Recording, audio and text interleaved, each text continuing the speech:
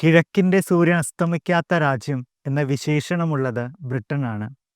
1912 ലോകത്തിലേക്ക് വെച്ച് അത്യാധുനിക സൗകര്യങ്ങളും ആഡംബരങ്ങളും നിറഞ്ഞ ഏറ്റവും വലിയ കപ്പലായ ടൈറ്റാനിക് നിർമ്മിച്ചതും ബ്രിട്ടനാണ്.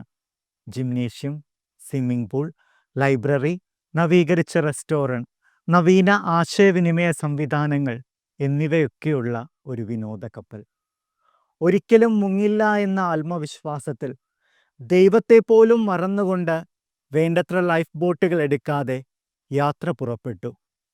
2224 പേരടങ്ങിയ ആദ്യ ജൈത്ര യാത്രയിൽ തന്നെ നോർത്ത് അറ്റ്ലാന്റിക് സമുദ്രത്തിൽ വച്ച് മഞ്ഞുമലയിൽ തട്ടി അത് മുങ്ങിപ്പോകുന്നു.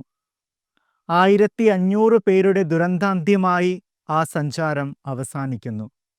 മനുഷ്യരുടെ അഹന്തതയുടെ പടയോട്ടങ്ങൾക്ക് സംഭവിച്ച തകർച്ചയുടെ പ്രതീകമാണ് ടൈറ്റാനിക്. ഓർക്കുക, ദൈവത്തെ ഒഴിവാക്കിയുള്ള പ്രയത്നങ്ങൾ തകർന്ന് തരിപ്പണമാകാൻ കേവലം ഒരു ചെറിയ മഞ്ഞുകട്ടയുടെ സാന്നിധ്യം മതി. ഓർക്കാം തിരുവചനം: നിങ്ങളുടെ ദൈവമായ കർത്താവിനെ നിങ്ങൾ സ്മരിക്കണം. സമ്പത്ത് നേടാൻ അവിടുന്നാണ് നിങ്ങൾക്ക് ശക്തി തരുന്നത്. നിയമാവർത്തന പുസ്തകം 8-ാം അധ്യായം 18-ാം വാക്യം.